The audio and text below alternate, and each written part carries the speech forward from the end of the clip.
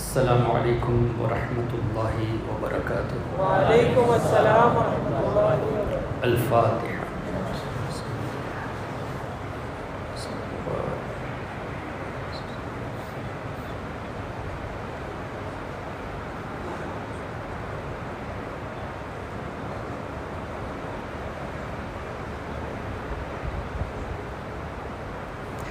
ببرکت ان اللہ وملائکتہ یصلون علی النبی یا ایھا الذین آمنوا صلوا علیہ وسلموا تسلیما۔ اللہم صل علی سیدنا ومولانا محمد معدن الجود والکرم وعلی آلہ وصحبہ وبارک وسلم۔ سبحان ربک رب العزۃ عما یصفون وسلام علی المرسلین والحمد للہ رب العالمین۔ نحمده ونصلي ونسلم على رسوله الكريم، أما بعد فأعوذ بالله من الشيطان الرجيم، بسم الله الرحمن الرحيم، إن الدين عند الله الإسلام، قال النبي سيدنا محمد رسول الله صلى الله عليه وسلم، المرء مع من أحب، أو كما قال عليه الصلاة والسلام۔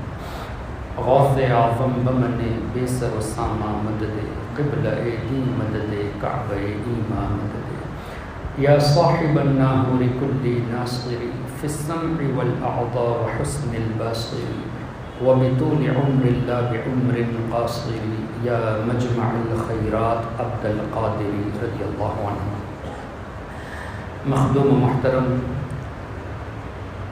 حضرت رفیق ملت صاحب قبلہ، دیگر سادات امام، مخدوم محترم ہمارے مفتی اشرف رضا صاحب قبلہ،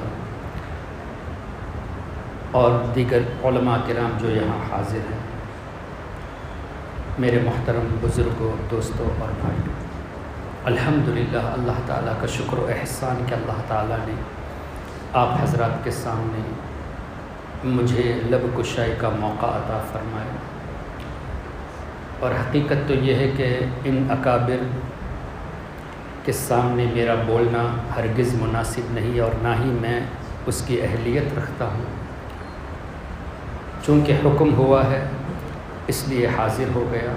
اللہ تعالیٰ سے دعا ہے کہ اللہ تعالیٰ حضور رفیق ملت کے صدقے میں مجھے حق کہنے کی توفیق عطا فرمائے، ہم سب کو اللہ تعالیٰ حق سن کر حق کو قبول کرنے کی اور اس پر عمل کرنے کی توفیق عطا فرمائے۔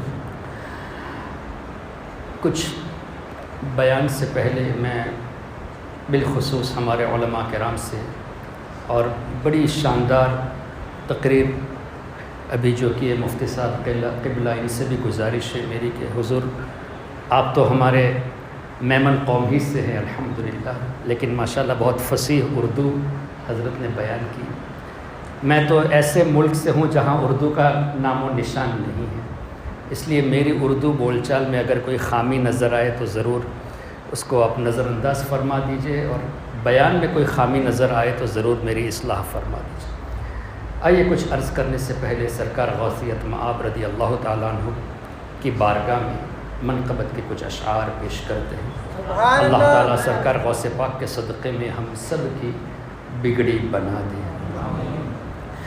کھلا میرے دل کی کلی غوث اعظم، کھلا میرے دل کی کلی غوث اعظم، میٹا قلب کی بے کلی، غوث اعظم میرے چاند میں صدقے آ جا، ادھر بھی میرے چاند میں صدقے آ جا، ادھر بھی چمک اٹھے دل کی کلی، غوث اعظم چمک اٹھے اٹھے دل کی کلی غوث اعظم تیرے رب نے مالک کیا تیرے جد کو تیرے رب نے مالک کیا تیرے جد کو تیرے گھر سے دنیا پلی غوث اعظم تیرے گھر سے دنیا پلی غوث اعظم قدم گردن اولیاء پر ہے تیرا قدم گردن اولیاء پر ہے تیرا ہے تو رب کا ایسا ولی غوث اعظم ہے تو رب کا ایسا ولی غوث اعظم جو ڈوبی تھی کشتی وہ دم میں نکالی جو ڈوبی تھی کشتی وہ دم میں نکالی تجھے ایسی قدرت ملی غوث اعظم تجھے ایسی قدرت ملی غوث اعظم ہمارا بھی بیڑا لگا دو کنارے ہمارا بھی بیڑا لگا دو کنارے تمہیں نا خدائی ملی غوث اعظم تجھے تیرے جد سے انہیں تیرے رب سے تجھے تیرے جد سے انہیں تیرے رب سے ہے علم خفی و جلی غوث اعظم ہے علم خفی و جلی غوث اعظم فدا تم پہ ہو جائے نور یہ مزتر فدا تم پہ ہو جائے نور یہ مزتر یہ ہے اس کی خواہش دلی غوث اعظم یہ ہے سب کی خواہش دلی غوث اعظم کھلا میرے دل کی کلی غوث اعظم میٹا قلب کی بے کلی غوث اعظم رضی اللہ تعالی عنہ اللهم صل على سيدنا ومولانا محمد معدن الجود والكرم وعلى آله وصحبه وبارك وسلم۔ محترم حضرات، حضرت سیدنا امیر المؤمنین عثمان غنی رضی اللہ تعالیٰ عنہ کے تعلق سے کئی احادیث کی روشنی میں آپ نے بڑی مدلل گفتگو سماعت فرمائی، جن میں سے ایک یہ کہ جیسا کہ حضرت نے فرمایا حدیث پاک کی روشنی میں کہ سیدنا عثمان غنی رضی اللہ تعالیٰ عنہ نے نبی پاک صلی اللہ تعالیٰ علیہ وسلم کے فرمان پر جنت خریدا، پرچسڈ دا پیراڈائز۔ اب کوئی چیز خریدنے کے لیے بیچنا بھی پایا جاتا ہے، اور بیچا اسی چیز کو جاتا ہے جو کسی کے پوزیشن میں ہو، کسی کے اختیار میں ہو، کسی کی ملکیت میں۔ اب نبی پاک صلی اللہ علیہ وسلم نے یہ فرما دیا کہ کون ہے جنت خریدنے والا، اس کا مطلب جنت حضور علیہ الصلاۃ والسلام کی ملکیت ہے۔ اگر کوئی اس کے بارے میں یہ کہے کہ ہو سکتا ہے اس روایت میں کوئی ضعیف راوی پایا گیا ہو، اس لیے کہ ایسی عقائد کی باتیں آتی ہیں نا تو اس طرح کی شرارتیں بھی ہوتی ہیں۔ حالانکہ یہ ایک الگ ٹاپک ہے، اصول پر بات کیا جائے اٹس اے ڈیفرنٹ ٹاپک، لیکن قرآن کریم کے تعلق سے کوئی ضعیف کا لفظ تصور بھی نہیں کر سکتا۔ And in case of he does that, قرآن کریم کے بارے میں ضعیف کا لفظ تصور کرے تو پھر خطرہ ہے ایمان کا۔ اچھا، حدیث پر بھی کوئی ضعیف نہیں کہہ سکتا، کیوں؟ حضور علیہ الصلاۃ والسلام کے فرامین ضعیف ہو ہی نہیں سکتے۔ ضعیف تو راویوں میں سے کسی ایک راوی کی معمولی سی خطا کی بنا پر ضعف کا حکم لگایا جاتا ہے، اور وہ بھی احتیاط کے طور پہ، تاکہ ایسی روایت جس میں کوئی ایسا راوی ہو جس نے کبھی ایسا عمل کر دیا جیسے بازار میں کھانا کھا لیا، کوئی کبیرہ گناہ تو نہیں کیا لیکن آداب کے خلاف ایسا کوئی عمل بھی کر دیا، تو اس ایک راوی کی وجہ سے اس حدیث پاک سے کسی چیز کو حرام کہنے یا فرض کہنے، واجب کہنے کے لیے اس روایت کو نہیں لیا جائے گا، لیکن حدیث ہے تو فضائل پر اس کو معتبر رکھا گیا۔ اچھا، حضور علیہ الصلاۃ والسلام کے الفاظ ضعیف کیسے نہیں ہو سکتے؟ اس پر بھی ہمارے اکابر بڑی پیاری بات فرماتے ہیں کہ آپ جو کہتے ہو کہ قرآن ہی حق ہے، اس پر کوئی کلام نہیں، یہ قرآن ہے، ہمیں پتہ کیسے چلا؟ For us to know that this is Quran, how do we know? Even to know that we depend on the blessed tongue of Muhammadur Rasulullah sallallahu alaihi wasallam۔ ہمارے آقا نے فرمایا یہ اللہ کا کلام ہے تبھی ہم نے مانا، اور جس کے بارے میں فرمایا یہ میرا کلام ہے اس کو حدیث مانا۔ تو ایک ہی زبان مبارک، دو کلام قرآن کو قرآن ماننے پر بھی ہم حضور کے محتاج ہیں۔ اور پھر اللہ تعالیٰ نے ارشاد فرمایا وَمَا يَنطِقُ عَنِ الْهَوَىٰ إِنْ هُوَ إِلَّا وَحْيٌ يُوحَىٰ، جس کا مفہوم ہے کہ my Habib doesn't say anything at his own، جو کچھ بھی فرماتے ہیں وہ اللہ کی وحی کے تھرو فرماتے ہیں، اللہ کی جو مرضی وہی فرماتے ہیں۔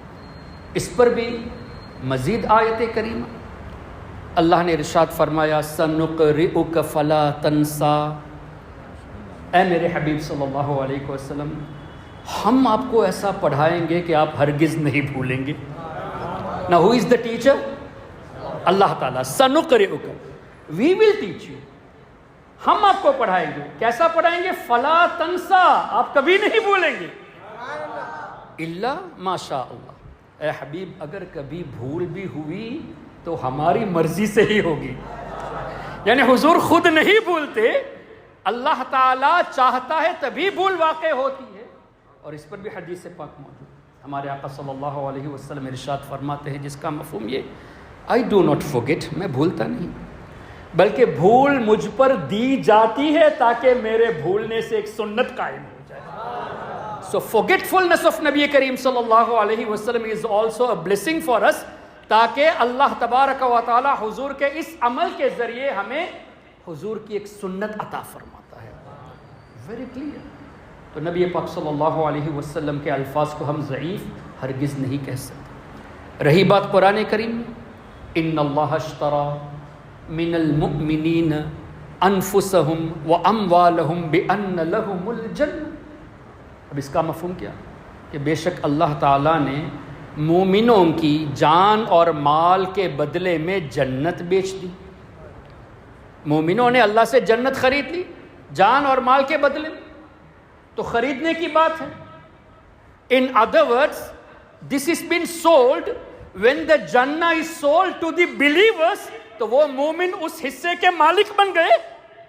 پرچیز کر لیا تو مالک بن گئے. جب ایک مومن جنت کے ایک حصے کا مالک بن سکتا ہے تو حضور علیہ الصلوۃ والسلام کو مالک جنت کہنے میں کون سا ان لوگوں کو تکلیف ہو جاتی ہے؟ نبی صلی اللہ علیہ وسلم when he openly said in such a manner کہ کون ہے جنت خریدنے والا، that mean مالک جنت آقا کریم صلی اللہ علیہ وسلم.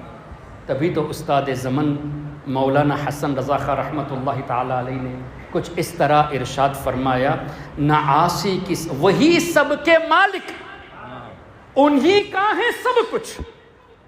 وہی سب کے مالک، انہی کا ہے سب کچھ. نہ عاصی کسی کے نہ جنت کسی کی. نہ عاصی کسی کے نہ جنت کسی کی. اور اس کو اور آسان لفظوں میں سیدی تاج الشریعہ رحمۃ اللہ علیہ نے اس طرح فرما دیا کہ جہاں بانی عطا کر دے. آگے کیا ہے؟ خالی جنت ہے، بھری جنت ہے. اللہ اکبر. الفاظ، بزرگوں کے الفاظ پہ غور کرنا چاہیے. اس پر آپ کو کئی حدیثیں اور آیتیں یاد آ جائے گی. جہاں بانی عطا کر دے، بھری جنت ہبا کر دے. کیوں؟ اس لیے کہ نبی مختار کل ہیں، جس کو جو چاہے عطا کر دے. اللہ اکبر.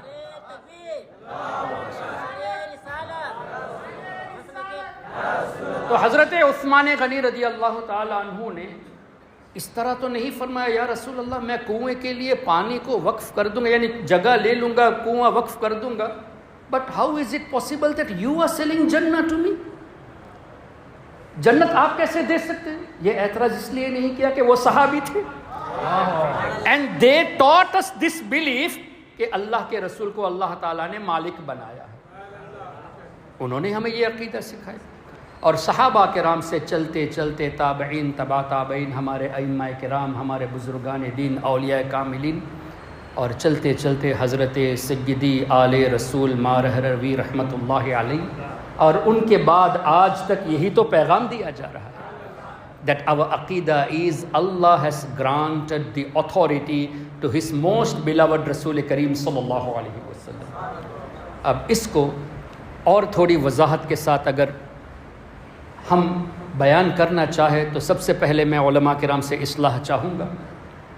اللہ تعالیٰ نے ارشاد فرمایا قرآن کریم میں سورہ اعراف کی آیت کریمہ، الذین یتبعون الرسول النبی الامی الذی یجدونہ مکتوبا عندہم فی التوراۃ والانجیل یأمرہم بالمعروف وینہاہم عن المنکر ویحل لہم الطیبات ویحرم علیہم الخبائث ویضع عنہم اسرہم والاغلال التی کانت علیہم.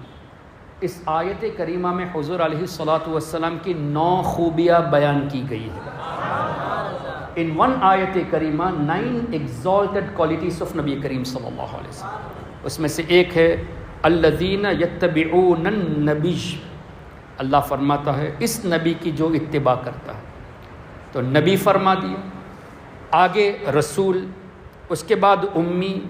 الذین یجدونہ مکتوبا عندہم فی التوراۃ والانجیل، یہ ایسے رسول ہے کہ ان کی شان تورات میں بھی آپ کو ملے گی، انجیل میں بھی آپ کو ملے گی. اور ان کی شان یہ ہے کہ وَيُحِلُّ لَهُمْ يَأْمُرُهُمْ بِالْمَعْرُوفِ، نیکیوں کا حکم دینے والے، وَيَنْهَاهُمْ عَنِ الْمُنْكَرِ، برائیوں سے روکنے والے. مزید اللہ نے فرمایا وَيُحِلُّ لَهُمُ الطَّيِّبَاتِ، پاک چیزوں کو حلال فرمانے والے. حضور کا اختیار آ گیا نا کہ جسے جو چاہے حلال فرما دے، جس کے لیے جو چاہے. وَيُحَرِّمُ عَلَيْهِمُ الْخَبَائِثَ، ناپاک چیزوں کو حرام بھی فرمانے والے. اور آگے وَيَضَعُ عَنْهُمْ إِصْرَهُمْ وَالْأَغْلَالَ الَّتِي كَانَتْ عَلَيْهِمْ، لوگوں کے بوجھ کو ہلکا فرمانے والے، مصیبتوں کو دور فرمانے والے. یہ تو نص قرآن ہے کہ لوگوں کے بوجھ کو ہلکا فرمانے والے. تو نص قرآن سے ثابت ہوا کہ ہمارے آقا صلی اللہ علیہ وسلم دافع البلاء ہیں. اب میں نے لفظ ہیں کہا، تھے نہیں کہا. اب اس پر بھی انشاءاللہ گفتگو کی جائے گی کہ کیوں ہے کہا گیا، تھے کہنا چاہیے تھا، نہیں ہیں آج بھی حضور علیہ الصلوۃ والسلام دافع البلا۔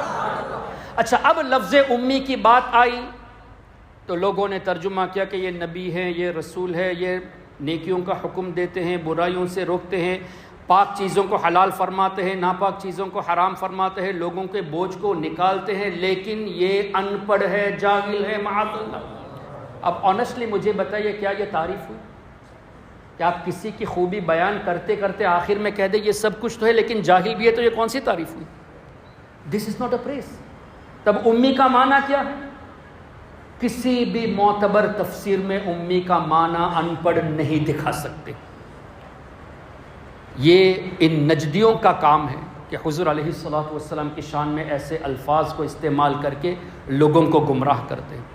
اور آپ کو بھی ابھی سے اس چیز پر غور کرنا ہے، اس لیے کہ آپ کے بچے جہاں اسکول میں پڑھتے ہیں انگلش سلیبس میں بھی الٹریٹ کا ورڈ لکھا ہوا ہے جہاں لفظ امی ہے۔ الٹریٹ کا مطلب ان پڑھ۔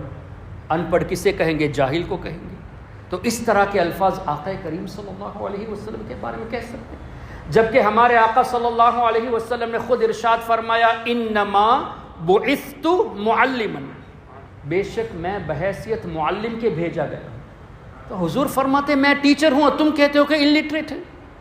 پھر اللہ نے قرآن کریم میں ارشاد فرمایا وَيُزَكِّيكُمْ وَيُعَلِّمُكُمُ الْكِتَابَ وَالْحِكْمَةَ، میرا حبیب تم کو پاک کرنے والا ہے۔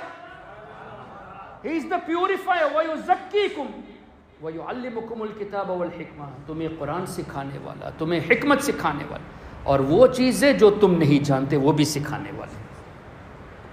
اب اس سے کیا پتہ چلا؟ اگر کوئی سائنس نہیں جانتا تو حضور علیہ الصلوۃ والسلام سکھانے والے ہیں۔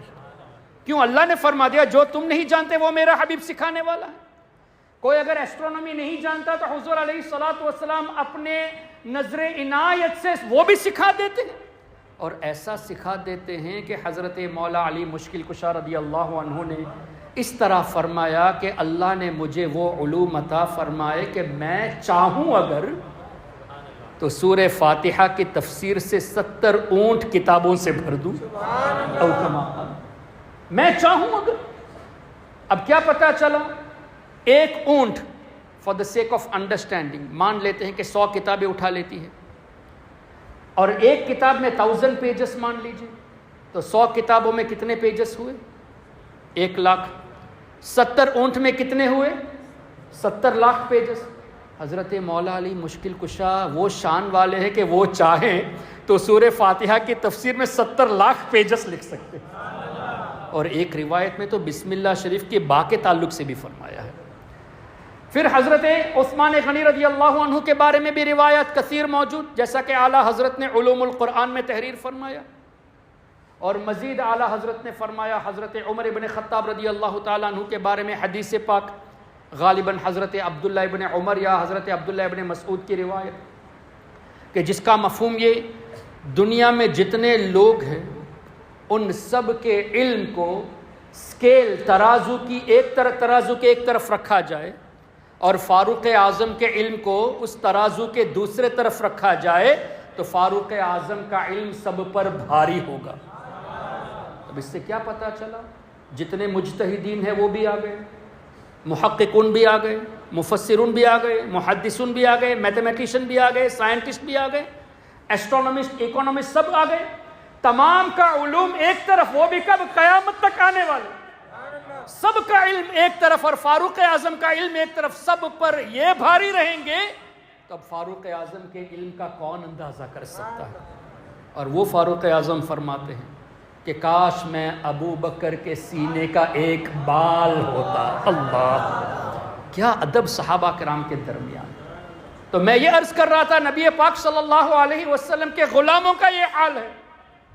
اور بھی آگے بڑھنا چاہے تو اعلیٰ حضرت نے اسی کتاب میں اور بھی باتیں فرمائی۔ بعض ایسے اولیاء ہیں، امام اہل سنت نے امام عبدالوہاب شعرانی رحمۃ اللہ علیہ کے حوالے سے فرمایا۔ کون امام عبدالوہاب شعرانی؟ جو مصر میں آرام فرما رہے ہیں، قاہرہ میں، اپنے وقت کے غوث۔ وہ فرماتے ہیں کہ اللہ نے میرے بھائی، غالباً افضل الدین نام تھا، اللہ نے میرے بھائی کو اتنا علم عطا فرمایا کہ میرا بھائی، امام شارانی فرماتے ہیں، میرے بھائی سورۃ الفاتحہ سے 2,47,999 علوم استخراج کی، یعنی 248,000 میں ایک کم، 247,999 knowledges alone from سورۃ الفاتحہ. کتنا علم ہوگا؟ اور یہ بزرگ قریب 300 سال پہلے کی. پھر مزید اعلیٰ حضرت فرماتے ہیں کہ اللہ کے کچھ ایسے اولیاء ہیں جو فرماتے ہیں کہ ہمیں اللہ نے اتنا علم دیا کہ قرآن کریم کی ایک ایک آیت سے 1000 معنی ہم پاتے ہیں، 1000 meanings from each verse of the Quran، اور جو ہم نہیں جانتے وہ 1000 سے بھی زائد. اور پھر مزید اعلیٰ حضرت فرماتے ہیں کہ ایسے بھی اولیاء ہیں جنہوں نے یہ فرمایا کہ قرآن کریم کے ایک ایک حرف، ایک ایک لیٹر میں ہم 4000 میننگز جانتے ہیں. ایک آیت میں 1000 میننگز کی پہلے بات تھی، ابھی ایک لیٹر میں 4000 میننگ. اور یہ بھی اولیاء کرام نے فرمایا کہ جو 4000 معنی ایک حرف میں ہم نے پایا، دوسرے حرف میں بھی 4000 معنی جو اس سے مختلف ہے. یعنی الف کے 4000 میننگز الگ ہے، با کے 4000 میننگز الگ ہے. ہماری سمجھ سے باہر ہے نا یہ بات؟ اس لیے باہر ہے کہ کرامت کہتے ہی اسے ہے جو عقل میں نہ آئے. This is what is called a miracle. تو یہ اولیاء کرام کی شان ہے، تو پھر صحابہ اور انبیاء کرام علیہم الصلاۃ والتسلیم کی کیا شان. تو اللہ نے اپنے حبیب کو ایسا بنایا کہ he is the teacher for the entire creation. اور سورہ جمعہ میں اللہ تعالیٰ نے ارشاد فرمایا کہ یسبح للہ ما فی السماوات و ما فی الارض العزیز الملک القدوس، کیا ہے؟ هو الذی بعث فی الامیین رسولا منہم یتلو علیہم آیاتک ویعلمہم الکتاب والحکمہ. اس کے بعد ہے وَإِن كَانُوا مِن قَبْلُ ذَلِكَ لَفِي ضَلَالٍ مُبِينٍ وَآخَرِينَ مِنْهُمْ لَمَّا يَلْحَقُوا بِهِمْ. اس آیت کریمہ کی تفسیر دیکھ لیجئے، اگر کوئی آن لائن میں ابھی دیکھ سکتا ہے تو ابھی دیکھ لیجئے. وَآخَرِينَ مِنْهُمْ لَمَّا يَلْحَقُوا بِهِمْ میں مفسرون فرماتے ہیں کہ حضور علیہ الصلاۃ والسلام ان تمام کو علم سکھانے والے ہیں جو قیامت تک آنے والے ہیں. So he is the teacher for the people who will be coming until قیامت. سب کو سکھانے والے نبی پاک صلی اللہ علیہ وسلم. یہ عقیدہ مفسرون کا ہے. اور ہمارے آقا صلی اللہ علیہ وسلم نے فرمایا I have been sent as a teacher. تو ایسے نبی کے بارے میں illiterate کا لفظ، یہ کون سا انصاف ہے؟ تو اب معنی کیا ہوا؟ اس کے کئی معنی ہیں. ایک جامع معنی یہ کہ اللہ کے سوا کسی اور سے پڑھے نہیں، ڈیوائنلی ٹاٹ بائی اللہ. اللہ کو یہ منظور نہیں کہ میرے حبیب کے بارے میں کوئی یہ کہے کہ جس نبی کا تم کلمہ پڑھتے ہو وہ تو میرا اسٹوڈنٹ ہے. اللہ کو یہ منظور نہیں، اس لیے سب کچھ اللہ ہی نے سکھا دیا. اس پر بھی دلائل قرآن میں موجود ہے. حضرت آدم علیہ الصلاۃ والسلام کو دیکھ لیجئے، ان کے بارے میں کیا ہے؟ وَعَلَّمَ آدَمَ الْأَسْمَاءَ كُلَّهَا. تمام اشیاء کے نام اللہ تعالیٰ نے حضرت آدم علیہ السلام کو سکھایا. علم، اللہ نے سکھایا. اور ایسا سکھایا کہ فرشتوں کے سامنے جب وہ چیزیں رکھ دی تھی جو قیامت تک بننے والی ہیں، فرشتوں سے اللہ نے پوچھا انبئونی باسماء ہؤلاء ان کنتم صادقین، ان اسماء کے نام بتاؤ. تو فرشتوں نے جواب دیا سبحانک لا علم لنا الا ما علمتنا. اے اللہ تیری ہی ذات پاک ہے، ہم تو اتنا ہی جانتے ہیں جتنا تو نے ہمیں سکھایا. تو اللہ نے کیا فرمایا؟ یا آدم، اے میرے نبی، انبئہم باسمائہم، آپ فرشتوں کو ان اشیاء کے نام بتا دیجئے. تو وہاں فرشتوں کو نام بتانے کا تذکرہ ہے. جہاں آدم علیہ السلام کی بات ہے وہاں علم کا لفظ ہے. تو یہاں آدم علیہ السلام نے فرشتوں کو نام بتائے، لیکن اللہ نے آدم علیہ السلام کو نام صرف نہیں، ان اشیاء کے کیا کیا بینیفٹس ہے، کیا کیا نقصان ہے، وہ سب کچھ بتا دیا. تو فرشتوں کے استاذ ہوئے نا حضرت آدم علیہ السلام. اچھا، پھر حضرت داؤد علیہ السلام، حضرت سلیمان علیہ السلام کی بات آئی تو قرآن میں اللہ نے فرمایا وَلَقَدْ آتَيْنَا دَاوُودَ وَسُلَيْمَانَ عِلْمًا. ہم نے داؤد علیہ السلام کو علم عطا کیا، ہم نے سلیمان علیہ السلام کو علم عطا کیا. حضرت خضر علیہ السلام کی بات آئی وَعَلَّمْنَاهُ مِن لَّدُنَّا عِلْمًا. ہم نے علم عطا کیا خضر علیہ السلام کو. تو نبیوں کے بارے میں رب فرماتا ہے we taught them, we gave them the knowledge. اور حبیب پاک کی بات آئی الرحمن علم القرآن. خلق الانسان علمہ البیان. اچھا، علمہ البیان کی تفسیر اور وعلمک ما لم تکن تعلم، اے حبیب جو کچھ آپ نہیں جانتے تھے ہم نے آپ کو سکھا دیا.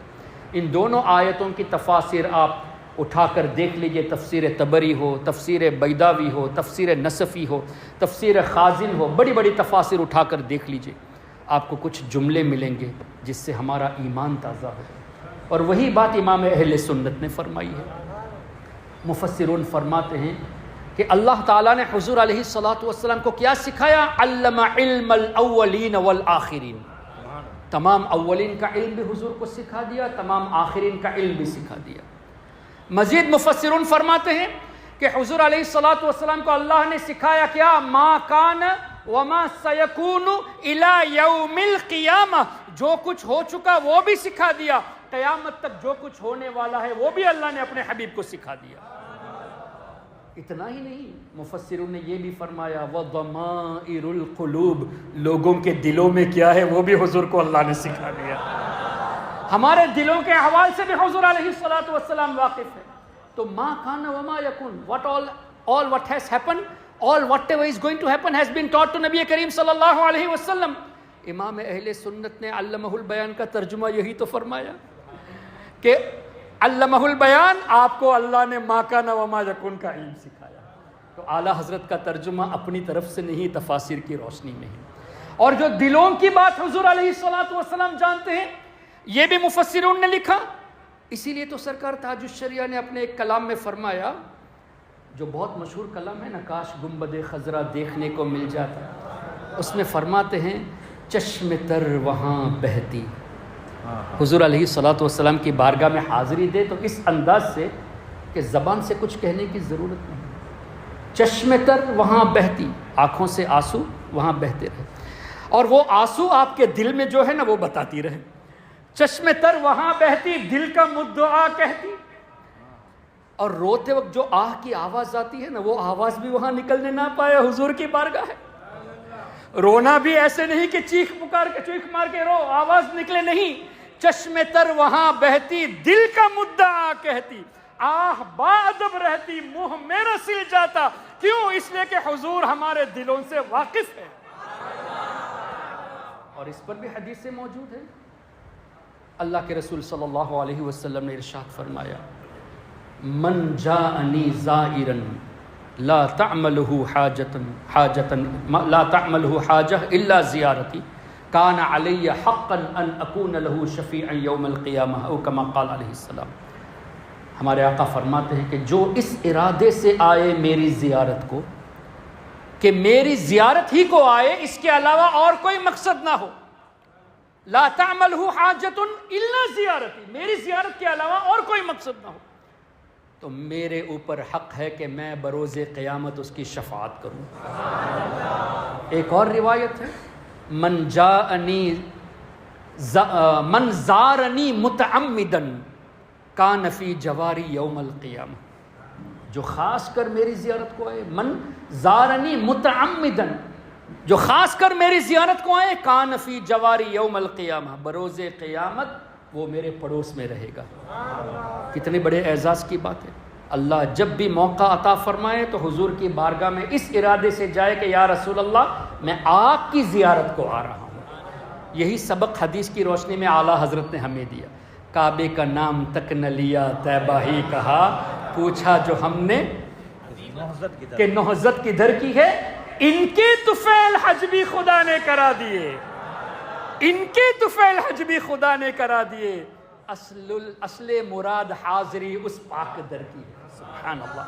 اچھا، حضور علیہ الصلوۃ والسلام نے جب یہ فرما دیا کہ جو اس ارادے سے آئے میں اس کی شفاعت کروں گا، جو اس ارادے سے آئے وہ میرے پڑوس میں رہے گا، تو روزانہ کتنے لوگ حاضری دیتے ہیں؟ ہزاروں کی تعداد میں. حج کے ایام میں لاکھوں کی تعداد میں، رمضان شریف میں لاکھوں کی تعداد میں. ہر کوئی اس ارادے سے تو نہیں جاتا. کوئی اپنے گروپ کو سنبھالنے کے ارادے سے جاتا ہے، کوئی بزنس کے لیے جاتا ہے. اس لیے حدیث پاک میں ہے نا کہ ایک وقت آئے گا لوگ بزنس کے لیے حج کریں گے، اور کچھ لوگ اس لیے جاتے ہیں کہ دوسروں کو روکے کہ یا رسول اللہ کہتا ہے تو اس کو شرک کے روکا جائے. کچھ لوگ تماشا دیکھنے جا رہے ہیں کہ لوگوں کو کس طرح پریشان کیا جائے. اور کچھ لوگ اس ارادے سے جاتے کہ مسجد نبوی میں نماز پڑھنے سے ثواب زیادہ ہے. ارے بے وقوف، یہ تو سوچو یہ نماز کا ثواب ملا کس کی وجہ سے ہے؟ کس کے سبب یہ ثواب مل رہا ہے؟ یہ ارادہ ہونا چاہیے کہ میں حضور کی بارگاہ میں جا رہا ہوں. تو اب کچھ لوگ ایسے مخلص بندے اس ارادے سے جاتے کہ یا رسول اللہ I am coming for you to visit you یا رسول اللہ. اس لیے کہ حضور نے اس طرح بھی فرمایا جو میرے دنیا سے پردہ کرنے کے بعد میری زیارت کو آئے گویا اس نے میری ظاہری زندگی میں میری زیارت کی. یہ بھی حدیث کا مفہوم ہے. تو اب کیا پتہ چلا لاکھوں کی تعداد میں لوگ آ رہے ہیں. حضور علیہ السلام فرماتے ہیں جو اس ارادے سے آئے میں اس کی شفاعت کروں گا. دیٹ مین لاکھوں کے ارادوں کو حضور جانتے ہیں تبھی نا. اب آپ یہاں for the sake of understanding 500 لوگ بیٹھے ہوئے ہیں. میں اگر کہوں کہ اس میں سے 100 لوگ صرف مجھے سننے کے لیے آئے ہیں, 400 لوگ صرف حضرت کی زیارت کے لیے آئے ہیں, 200 لوگ صرف ان کو سننے کے لیے آئے ہیں, ہاؤ کین آئی سے وداؤٹ نوئنگ کہ کون کس ارادے سے آیا ہے. ہو سکتا ہے کچھ لوگ یہ بھی دیکھنے آئے کہ حافظ احسان بول کیا رہا ہے. شکایت کرنے کے لیے بھی کچھ لوگ آتے ہیں, کچھ لوگ خامیاں ڈھونڈنے بھی آتے ہیں. تو ہمارے آقا نے جب یہ فرما دیا کہ جو اس ارادے سے آیا میں اس کی شفاعت کروں گا, دیٹ مین ان لاکھوں لوگوں کے ارادوں سے ہمارے آقا واقف ہیں. لیکن نجدیوں کی چال بہت خطرناک, بہت خطرناک چال. اللہ ہم سب کو بار بار زیارت نصیب فرمائے, حج کی سعادت نصیب فرمائے, ادب کے ساتھ حاضری نصیب فرمائے. جو لوگ حج کو جاتے ہیں ان کو ایک کتاب دی جاتی ہے وہاں کی طرف سے, اس میں عمرے کا طریقہ, حج کا طریقہ, زیارت کا طریقہ, اور زیارت کے طریقے میں یہ حدیثیں لکھی گئی ہے. لکھنے کے بعد نیچے حاشیہ لگا دیا ہے کہ یہ حدیثیں موضوع ہے, اس پر عمل نہ کیا جائے. شرارت کیسی کہ آپ اگر اس کتاب کو پڑھیں گے تو کہیں گے حافظ احسان سے ہم نے یہ حدیثیں سن تو لی, مفتی صاحب قبلہ سے سن تو لی, لیکن یہ تو موضوع ہے, انہوں نے موضوع روایت بیان کی. اس طرح وہ ٹیکل کرتے ہیں. جبکہ امام جلال الدین سیوطی شافعی رحمت اللہ تعالی علیہ نے ابن تیمیہ کے اس قول کا جواب اس دور ہی میں دے دیا تھا. سب سے پہلے ابن تیمیہ نے اس کا ریجیکشن کیا تھا, تو امام سبکی رحمت اللہ علیہ نے اسی وقت جواب دے دیا اور کتاب کا نام لکھا شفاء السقام فی زیارت خیر الانام. نام بھی کتنا پیارا ہے. حضور علیہ الصلوۃ والسلام کی بارگاہ کی زیارت یہ بیماروں کی شفا ہے. شفاء السقام فی زیارت خیر الانام. تو امام سبکی قریب 700 سال پہلے کے بزرگ ہے. یہی بات حضور مفتی اعظم ہند نے فرمائی ہے. اس در کی حضوری ہی اس یہاں کی دوا ٹھہری. امام سبکی کے قول کو مفتی اعظم ہند نے کیسے بیان فرمایا؟ اس در کی حضوری ہی اس یہاں کی دوا ٹھہری, ہے زہر معاصی کا طیبہ ہی شفا خانہ. خالی طیبہ شفا خانہ نہیں, طیبہ ہی شفا خانہ, یہی شفا خانہ ہے. اللہ اکبر. تو ان لوگوں نے یہ شرارت کی کہ ان حدیثوں کے بارے میں کہہ دیا کہ یہ ضعیف اور موضوع ہے, عمل نہ کیا جائے. تو ہمارا اگلا سوال, جبکہ جواب امام سبکی علیہ رحمہ نے دے دیا, لیکن عوام کے لیے ایک انڈرسٹینڈنگ کے لیے اگلا سوال, حجر اسود کے تعلق سے صحاح ستہ میں کتنی کتابیں مانی جاتی ہیں؟ 6. ان میں سے تقریباً 3 یا 4 کتابوں میں یہ حدیث موجود ہے. نبی پاک صلی اللہ علیہ وسلم نے اس طرح ارشاد فرمایا کہ بروز قیامت حجر اسود اس حال میں آئے گا کہ اس کی 2 آنکھیں ہوگی, ایک زبان ہوگی, اور ہر اس شخص کی شفاعت کرے گا کون؟ حجر اسود. ہر اس شخص کی شفاعت کرے گا جو اخلاص کے ساتھ اسے چوما ہو. ایمان اخلاص کے ساتھ جو چوما ہو اس کی شفاعت, او کما قال علیہ السلام. اب حجر اسود کو مومن چومتے ہیں, کفار نے چوما ہے, منافقوں نے چوما ہے, آج کے منافق صفت والے بھی چومتے ہیں, بد مذہب بھی چومتے ہیں, مومن بھی چومتے ہیں, لیکن شفاعت کس کی ہوگی؟ مومن کی ہوگی. اب کیا پتا چلا کہ حجر اسود سٹون آف جنتی پتھر ہے, وہ اللہ کی عطا سے یہ جانتا ہے نا کہ کون ایمان پہ مرا. For it to do شفاعت حجر اسود کو جاننا ضروری ہے کہ نہیں؟ تو حجر اسود کو لاکھوں نہیں کروڑوں لوگوں نے چوما ہے. کفار نے بھی چوما، منافقوں نے بھی چوما، مومنوں نے بھی چوما، شفاعت مومن کی ہوگی، لیکن کبھی بھی ان نجدیوں نے حجر اسود والی حدیث کو ضعیف نہیں کہا کہ یہ کیسے ممکن ہے کہ پتھر جان سکے، پتھر جان سکے، کون ایمان پہ مرا، یہ کیسے ممکن ہے، اس پر کوئی آبجیکشن نہیں، یہ تو جنتی پتھر ہے، ہمارے آقا تو جنت ہی کے مالک ہے، حضور کے بارے میں اعتراض کرتے ہیں، شرم نہیں آتی؟ So their purpose is only to degrade the excellence of نبی کریم صلی اللہ علیہ وسلم. ایسے نبی جو عیب سے پاک ہیں، اس نبی کی ذات میں عیب ڈھونڈتے ہو.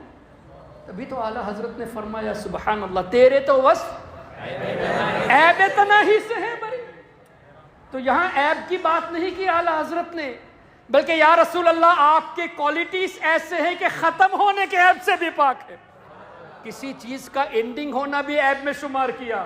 آپ کے اوصاف تو ایسے ہیں یا رسول اللہ کہ وَلَلْآخِرَةُ خَيْرٌ لَكَ مِنَ الْأُولَى. تو ہر وقت ہر گھڑی حضور کے درجات بلند ہوتے جا رہے ہیں. تو ہر وقت جب بلند ہوتے ہیں تو عیب سے ختم ہونے کے عیب سے پاک ہوئے نا. تو تیرے تو وصف عیب تناہی سے ہیں بری. جب یہ آپ کی شان ہے یا رسول اللہ تو حیران ہوں میرے شاہ، میں کیا کیا کہوں تجھے. پھر نتیجہ کیا بتایا؟ لیکن رضا نے ختم سخن اس پہ کر دیا. آخر میں یہی کہنا پڑا، کتنی تعریف کروں یا رسول اللہ، جتنا کروں کم ہے. یا صاحب الجمال ویا سید البشر من وجهك المنیر لقد نور القمر لا يمكن الثناء كما كان حقه بعد از خدا بزرگ توئی اس وقت. تو اعلیٰ حضرت نے بھی فرما دیا لیکن رضا نے ختم سخن اس پہ کر دیا، خالق کا بندہ خلق کا آقا کہوں. اور امام بوصیری رحمۃ اللہ علیہ نے بھی فرما دیا اللہ اکبر. فرماتے ہیں کہ یا رسول اللہ آپ کی شان تو یہ ہے کہ کتنے اوصاف اللہ نے آپ کو عطا کیے ہیں، ایسے ایسے اوصاف عطا کیے کہ جو ختم ہونے کے عیب سے بھی پاک ہے. یا رسول اللہ اب ہم آخر میں یہ کہنے آئے ہیں کہ فَمَبْلَغُ الْعِلْمِ فِيهِ أَنَّهُ بَشَرٌ، کہ ہمارے علم کی انتہا تو یہ کہ اللہ نے آپ کو دنیا میں بشر لباس میں بھیجا ہے، لیکن آپ کی شان یہ ہے وَأَنَّهُ خَيْرُ خَلْقِ اللَّهِ كُلِّهِ، تمام مخلوق میں سب سے بہتر اللہ نے آپ کو بنایا ہے. اور اس کو اور آسان لفظوں میں اعلیٰ حضرت کے بڑے صاحبزادے حجت الاسلام مولانا حامد رضا خان رحمۃ اللہ علیہ نے کچھ اس طرح فرمایا یا رسول اللہ کن کن القاب سے آپ کو میں یاد کروں. محمد مصطفیٰ نور خدا نام خدا تم ہو، شہ خیر الورا شان خدا صلی علی تم ہو، حبیب کبریا تم ہو، امام الانبیاء تم ہو، محمد مصطفیٰ تم ہو، محمد مجتبیٰ تم ہو. یا رسول اللہ غریبوں درد مندوں کی دوا تم ہو، دعا تم ہو، فقیروں بے نواؤں کی صدا تم ہو، ندا تم ہو. ہمارے ملجا ہمارے ملجا و ماوا ہمارا آسرا تم ہو، سہارا بے سہاروں کا شہ ہر دو سرا تم ہو، غریبوں کی مدد بے بس کا بس روحی فدا تم ہو، ٹھکانہ بے ٹھکانوں کا ہمارا آسرا تم ہو.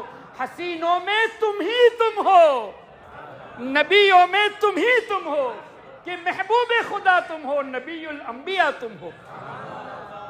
کہتے کہتے آخر میں فرماتے ہیں یا رسول اللہ یا رسول اللہ. اتنے القاب کے بعد فرماتے ہیں یا رسول اللہ خدا کہتے نہیں بنتی، جدا کہتے نہیں بنتی. خدا بھی نہیں کہہ سکتے، جدا بھی نہیں کہہ سکتے. خدا کہتے نہیں بنتی، جدا کہتے نہیں بنتی. نا واٹ از دا سولوشن؟ تو فرماتے ہیں خدا پر اس کو چھوڑا ہے. اچھا یہ بھی نہیں فرمایا کہ خدا پر اس کو چھوڑا ہے خدا جانے کے کیا تم ہو، بلکہ یہ فرمایا خدا پر اس کو چھوڑا ہے وہی جانے کے کیا تم ہو. اللہ کے سوا کون آپ کو یا رسول اللہ جان سکتا ہے. تو یہ ہمارے آقا صلی اللہ علیہ وسلم کی شان. تو حجر اسود والی حدیث پر کسی نے کوئی اعتراض نہیں کیا. سرکار کی بات آئی تو فوراً موضوع یاد آ گئے. اچھا پھر ما کان و ما یکون کا علم، یہ کیسے ممکن کہ حضور کو ما کان و ما یکون کا علم؟ یہ تو اللہ کے برابر ہو گیا. اس لیے کہ اللہ بھی جو کچھ ہو چکا جانتا ہے، جو ہونے والا جانتا ہے. یہ کہنے والے اللہ کے علم کو محدود کرتے ہیں. اللہ کے علم کی تو کوئی حد نہیں ہے. تو ما کان و ما یکون کہہ دیا تو حد باندھ دیا آپ نے. اچھا انڈرسٹینڈنگ کے لیے بخاری شریف اٹھا لیجیے. نبی پاک صلی اللہ علیہ وسلم نے ارشاد فرمایا کہ اللہ نے قلم کو پیدا فرمایا اور ارشاد فرمایا اکتب، اے قلم لکھو. تو قلم نے پوچھا اے اللہ ما اکتب، کیا لکھوں میں؟ تو اللہ کی طرف سے حکم ہوا. کئی الفاظ ہے، اس میں ایک یہ ہے کہ مخلوق کی تقدیر لکھا جائے. لوح محفوظ میں مخلوق کی تقدیر لکھا جائے. ہمارا آج حضرت سیدی آل رسول مارحروی رحمۃ اللہ علیہ اور سیدنا امیر المؤمنین عثمان غنی رضی اللہ عنہ کے عرس کے سلسلے میں جمع ہونا لوح محفوظ میں آلریڈی قلم نے لکھ دیا ہے. تو جو کچھ ہو چکا وہ لکھا ہوا، قیامت تک جو ہونے والا ہے وہ بھی لکھا ہوا. اب قلم کو لکھنے کے لیے علم کا ہونا ضروری نا، اس لیے کہ اللہ نے فرمایا اکتب، تم لکھو. تو پوچھا ماں اکتب، میں کیا لکھوں؟ تو تقدیر لکھنے کا حکم ہوا. تو اللہ نے قلم کو تقدیر کا علم دیا کہ ہماری تقدیر قلم جانتا ہے، تبھی تو لکھا. اور اس قلم کے بارے میں حضور نے فرمایا سب سے پہلے اللہ نے میرے نور کو پیدا فرمایا، پھر اس میں سے کچھ حصے کیے، ایک حصے سے قلم بنایا گیا.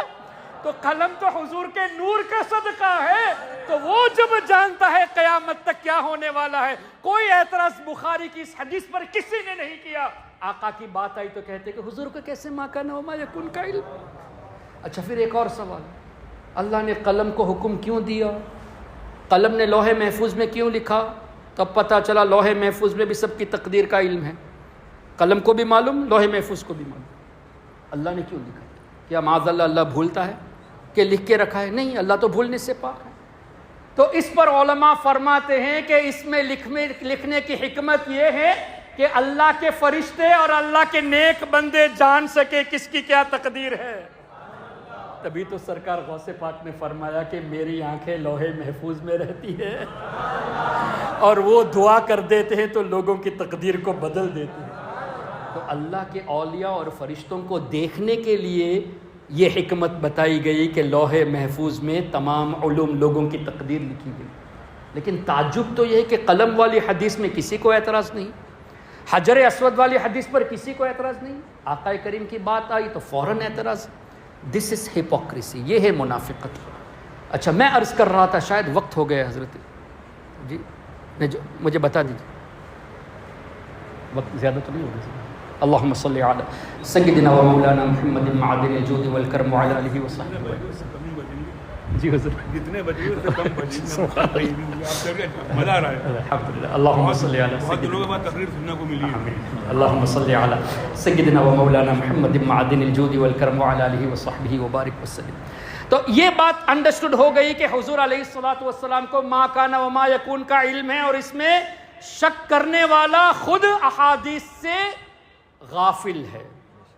ٹھیک ہے، اب میں نے جو کہا تھا نا کہ حضور دافع البلا ہیں، تب اس پر بھی کچھ بات ہو جائے. اور اس آیت کریمہ جو سورہ اعراف کی 9 خوبی والی، اس میں سے ایک جملہ لیتے ہیں الرسول. اللہ نے فرمایا جو اس رسول کی اتباع کرے. اب رسول کی کوالٹیز کیا کیا ہے، آئیے قرآن سے دیکھتے ہیں. اللہ نے فرمایا وما ارسلنا من رسول الا لیطاع باذن اللہ. اللہ نے رسولوں کو بھیجا ہی اس لیے کہ ان کی اتباع کی جائے. No other option. رسول کسی چیز کا حکم دے دے، ہیو ٹو فالو. کوئی چونو چرا ہو نہیں سکتا. نہ مانے تو اس نے گناہ کیا، اس نے معصیت کی. اور اللہ نے فرمایا من یطع الرسول فقد اطاع اللہ. جس نے میرے رسول کی اطاعت کی گویا اس نے اللہ کی اطاعت کی. اچھا اب رسول کی اطاعت سب پر فرض ہے، اور یہ ایسا حکم ہے حضور علیہ الصلوۃ والسلام کا اللہ کی طرف سے کہ حضور نے اگر چاند کو حکم دے دیا اپنی انگلی مبارک کے اشارے سے تو اس کو بھی 2 ٹکڑے ہونے پڑے. سورج کو اشارہ کیا تو پلٹا ہوا سورج کو بھی واپس آنا پڑا. اس میں اعلیٰ حضرت نے بڑی پیاری بات کہی. خیر اردو سے تو میں اتنا واقف نہیں ہوں، حضرت اصلاح فرما دیجیے، میں اپنی سمجھ سے بول رہا ہوں. سیدی اعلیٰ حضرت نے فرمایا کیا؟ سورج الٹے پاؤں پلٹے. کیا مطلب؟ الٹے پاؤں.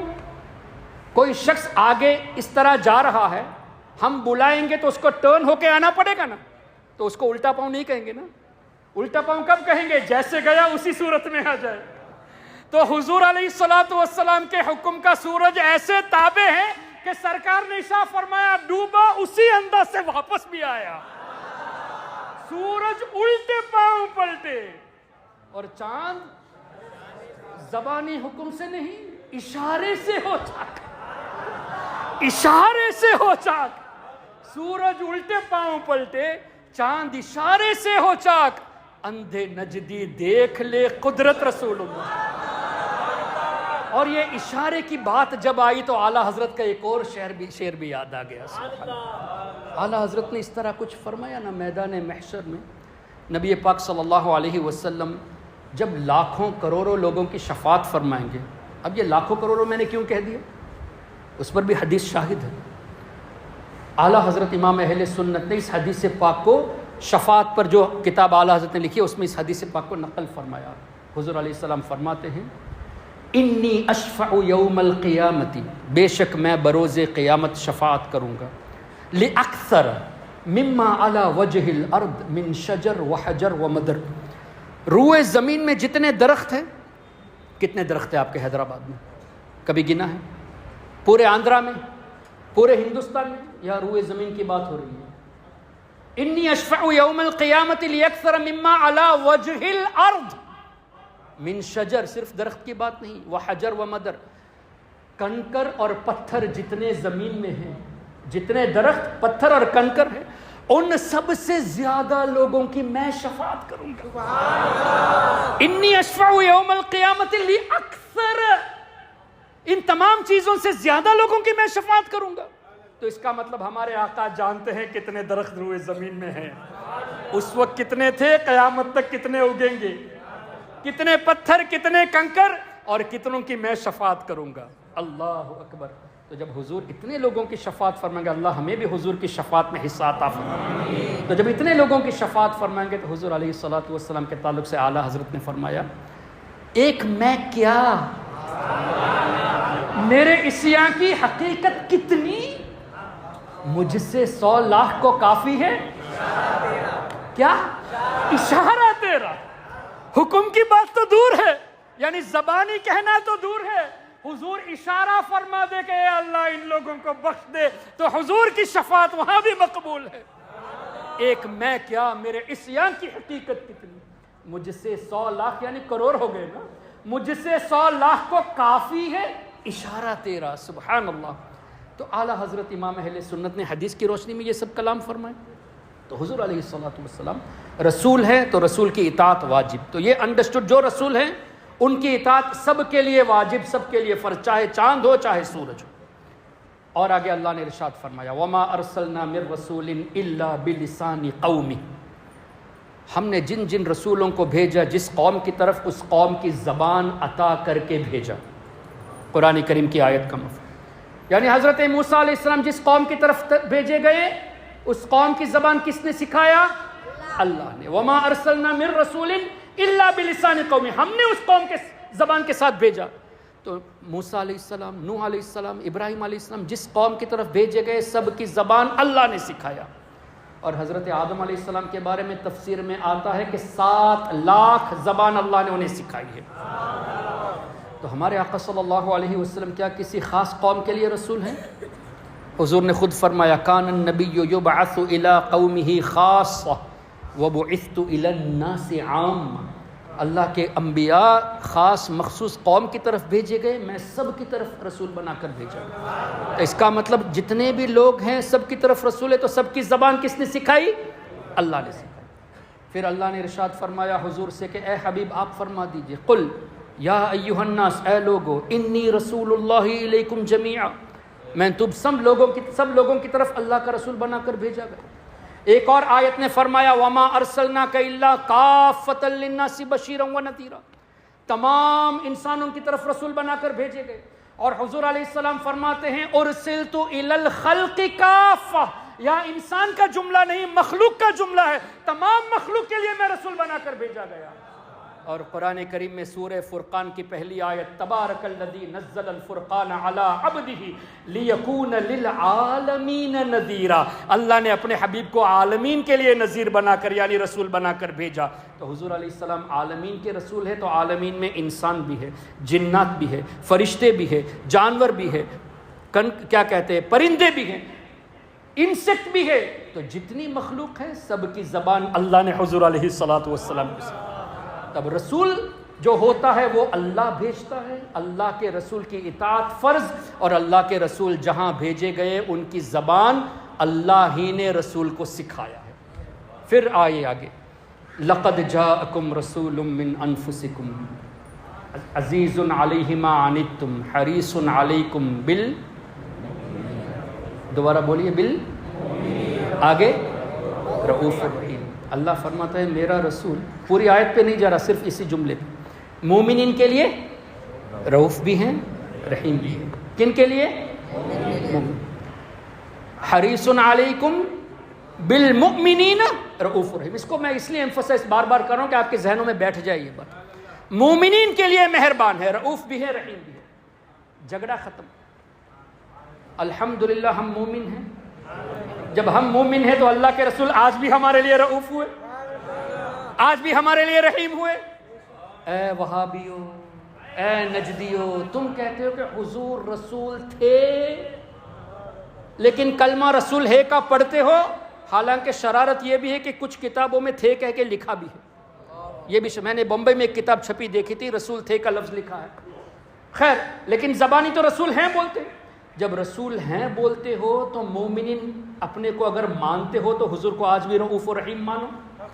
اگر کہتے ہو کہ نہیں اس وقت رؤوف و رحیم تھے آج نہیں ہے، تو رسول کی ڈیفینیشن میں چینجز لانے کا اختیار تمہیں دیا کس نے؟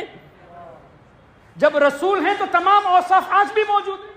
اس وقت دافع البلا تھے تو آج بھی دافع البلا ہیں، اس وقت رؤوف و رحیم تھے تو آج بھی رؤوف و رحیم ہیں۔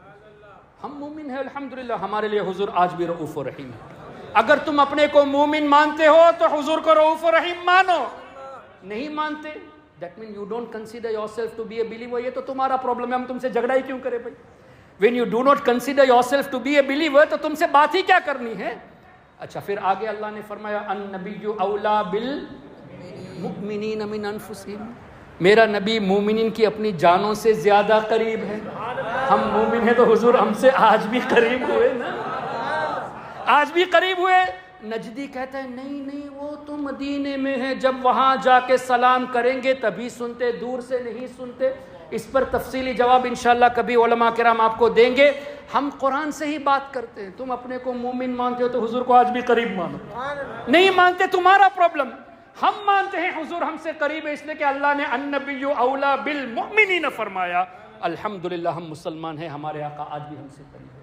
تو حضور علیہ الصلوۃ والسلام when he is a Rasul of Allah, all the qualities, all the attributes of Rasul still exists in him۔ آج بھی موجود ہے۔ اگر کوئی یہ کہے کہ اس وقت تھے آج نہیں ہے، تو یہ رسول کی ڈیفینیشن میں رد و بدل کرنے کا حق ان کو دیا کس نے؟ اللہ اکبر۔ یہ کچھ باتیں قرآن اور حدیث کی روشنی میں آپ کے سامنے پیش کی گئی، اور یہی وہ عقیدہ ہے جو ہمارے بزرگوں نے ہم تک پہنچایا ہے۔ اور آج کے اس پرفتن دور میں سیدی اعلیٰ حضرت امام اہل سنت رحمۃ اللہ تعالیٰ علیہ نے اس پرفتن دور میں جتنے فتنے پھیلائے گئے تھے حضور علیہ الصلوۃ والسلام کی مبارک شان کے خلاف، ان سب کا جواب ارشاد فرما کر ہمارے ایمان کی حفاظت فرمائی ہے۔ اسی لیے ہم مسلک اعلیٰ حضرت کہتے ہیں کہ اعلیٰ حضرت کا بتایا ہوا طریقہ اس دور میں جب طریقے کو پہچاننا مشکل تھا۔ یہ نہیں کہ ہم نے کوئی نیا مسلک قائم کر دیا، کوئی مذہب ہے، لیکن ایک اور بات یہ بھی ہے، انفارچونیٹلی ہم میں سے کچھ احباب ایسے جو مجھ سے رابطے میں ہیں، چھوٹی چھوٹی باتوں پہ، فروعی باتوں پہ علماء کرام کو گالیاں دینا شروع کر دیتے ہیں۔ ہمیں کسی نے اس کا حق نہیں دیا۔ We don't have rights to do that۔ علماء کرام اگر کسی مسئلے میں اختلاف کرے، ان کو حق ہے۔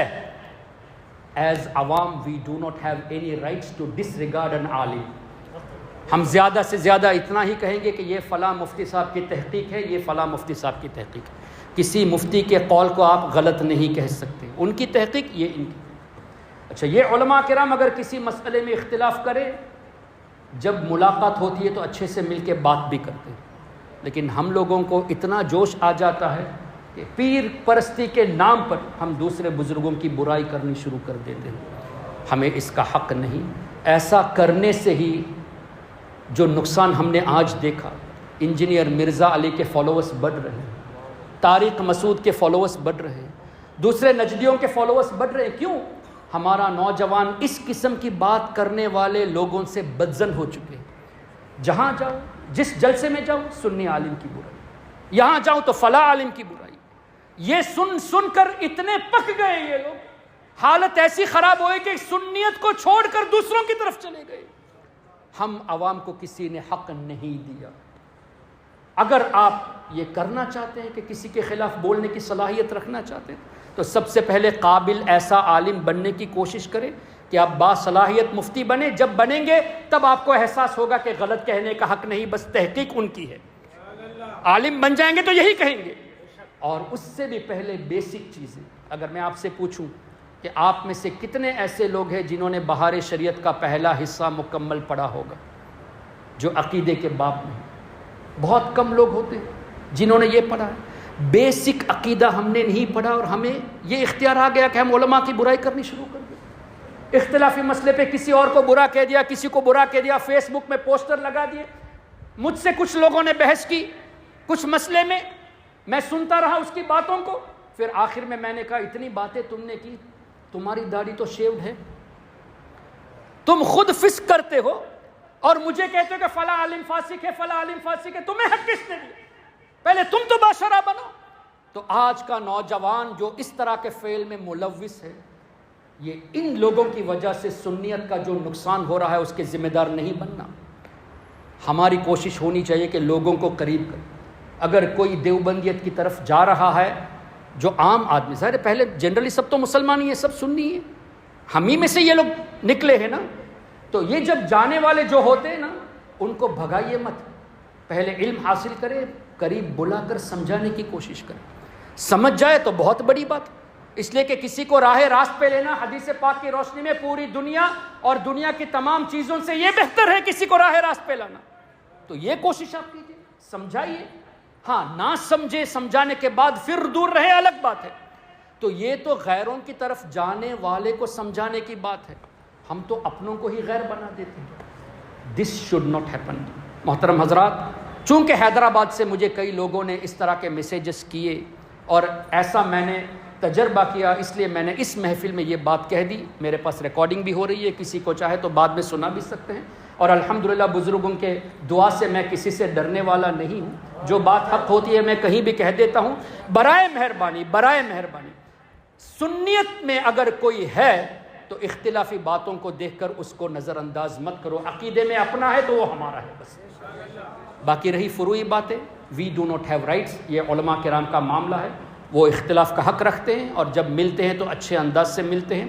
ہم بگاڑ نہ دیں بلکہ لوگوں کو قریب کرنے کی کوشش کریں.